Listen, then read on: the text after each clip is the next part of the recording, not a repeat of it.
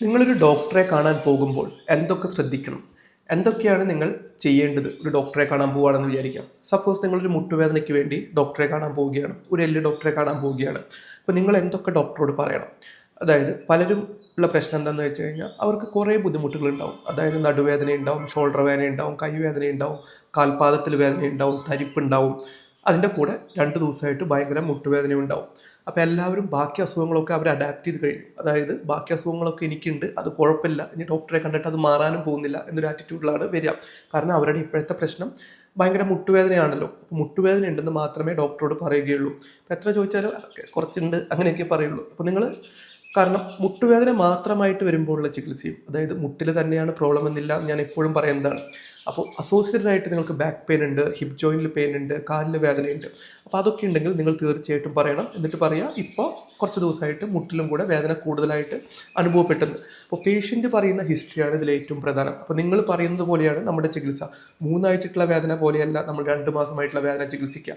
അതായത് കുറച്ച് നടന്നിട്ട് സ്റ്റെപ്പ് കയറി ഇറങ്ങി വരുന്ന അപ്പോൾ പെട്ടെന്ന് വന്ന മുട്ടുവേദന പോലെ ആയിരിക്കില്ല 6 മാസമായിട്ട് വരുന്ന മുട്ടുവേദനയുടെ ചികിത്സ. അപ്പോൾ കറക്റ്റായിട്ടുള്ള ഹിസ്റ്ററി പറയേണ്ടത് വളരെ പ്രധാനമാണ്. പിന്നെ സപ്പോസ് നിങ്ങൾ എന്തെങ്കിലും സർജറി ചെയ്തിട്ടുള്ളവരാണെങ്കിൽ, അതായത് ഇടുപ്പലിനൊരു സർജറി ചെയ്തിട്ടുണ്ട്. ചിലരും അത് പറയും, എനിക്ക് മുട്ടിൽ വേദനയാണ്, ഒരു 3 കൊല്ലം മുന്നേ ഇടുപ്പിലൊരു സർജറി ചെയ്തിട്ടുണ്ട്. അപ്പോൾ അങ്ങനെ സർജറി ചെയ്തിട്ടുണ്ടെങ്കിൽ അതിൻ്റെ ഡോക്യുമെൻറ്റ്സ് എല്ലാം കൊണ്ടുവരാൻ മറക്കരുത്. അതായത് സർജറി ചെയ്ത് കഴിയുമ്പോൾ നമ്മളൊരു ഡിസ്ചാർജ് സമ്മറി തരുമല്ലോ.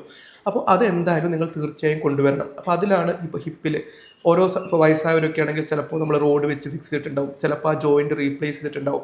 അതിലെന്താണ് ചെയ്തതെന്ന് ചിലപ്പോൾ നിങ്ങൾക്ക് അറിഞ്ഞിരിക്കണമെന്നില്ല. അപ്പോൾ ഡിസ്ചാർജ് സമ്മറി കൊണ്ടുവന്നാൽ അത് കറക്റ്റായിട്ട് നമുക്ക് അറിയാൻ പറ്റും അതിലെന്താണ് ചെയ്തിരിക്കുന്നത്. ആ പ്രോബ്ലം കാരണം മുട്ടിലേക്ക് വേദന വരുമോ, അതോ മുട്ടിന് സെപ്പറേറ്റ് ആയിട്ടുള്ളൊരു പ്രോബ്ലം ആണോ? അപ്പോൾ അങ്ങനത്തെ പഴയ ഡോക്യുമെൻറ്റ്സ് എല്ലാം നിങ്ങൾ തീർച്ചയായിട്ടും കൊണ്ടുവരാൻ ശ്രമിക്കണം. പിന്നെ സപ്പോസ് ഇപ്പോൾ MRI ചെയ്തിട്ടുള്ളവരാണെങ്കിൽ പലരും ഇങ്ങനെ പറയും, 4 മാസം മുന്നേ MRI ചെയ്തിട്ടുണ്ട്, ഇതാണ് റിപ്പോർട്ട്. പിന്നെ കുറേ പേര് ഇങ്ങനെ ഫോണിലൊക്കെ റിപ്പോർട്ട് ഇങ്ങനെ അയച്ചു തരും. അപ്പോൾ റിപ്പോർട്ട് കണ്ടുകൊണ്ട് മാത്രം നമുക്കൊന്നും ചെയ്യാൻ പറ്റില്ല. അതായത് ക്ലിനിക്കലി നോക്കിയിട്ട് ആ റിപ്പോർട്ടിൻ്റെ കൂടെ തന്നെ, റിപ്പോർട്ട് ഇമ്പോർട്ടൻ്റ് ആണ്, ഇമ്പോർട്ടൻ്റ് അല്ല എന്നല്ല ഞാൻ പറയുന്നത്, പക്ഷേ അതിൻ്റെ കൂടെ നിങ്ങൾക്ക് ആ ഫിലിംസ് തന്നിട്ടുണ്ടാവുമല്ലോ. സപ്പോസ് നടുവേദനയ്ക്ക് MRI എടുത്തവരാണെങ്കിൽ അതിൻ്റെ ഫിലിംസ് തന്നിട്ടുണ്ടാവുമല്ലോ. അപ്പോൾ റിപ്പോർട്ടിൽ എന്താണ് എഴുതുക, ഈ ഡിസ്ക് പോയിട്ട് ഞരമ്പിന് തട്ടിയിട്ടുണ്ട്, കംപ്രസ് ചെയ്തിട്ടുണ്ടെന്ന് റിപ്പോർട്ടിൽ കാണും. പക്ഷേ അത് എത്രത്തോളം കംപ്രസ് ചെയ്തിട്ടുണ്ട്, അത് കാരണം ഇതെല്ലാം വരുമോ, ഇപ്പോൾ കാണുന്ന സിംറ്റംസ് എല്ലാം അതും കാരണം തന്നെയാണോ വരുന്നതിന് ക്ലിനിക്കൽ എക്സാമിനേഷനും പിന്നെ ആ ഫിലിമിൽ കാണുന്ന ഇതും, ശരിക്കും പറയുകയാണെങ്കിൽ അതിൻ്റെ ഫുൾ വീഡിയോ അങ്ങനത്തേത് വേണം. അത് കണ്ടിട്ടാണ് റിപ്പോർട്ട് തരുന്നത് റേഡിയോളജിസ്റ്റ്. അപ്പോൾ ആ റിപ്പോർട്ട് എന്തായാലും ഇമ്പോർട്ടൻ്റ് ആണ്. നമ്മൾ ആ ഫിലിമിൽ കാണുന്നതിനേക്കാളും കൂടുതൽ അവർ കണ്ടിട്ടാണ് ആ റിപ്പോർട്ട് തന്നിട്ടുള്ളത്. റിപ്പോർട്ട് തീർച്ചയായിട്ടും നിങ്ങൾ കൊണ്ടുവരണം. എന്നാൽ ആ ഫിലിമും നിങ്ങൾ ചികിത്സിക്കുന്ന ഡോക്ടർക്ക് കാണുന്നതിന് വേണ്ടി ആ ഫിലിമും വളരെ ഇമ്പോർട്ടൻ്റ് ആണ്.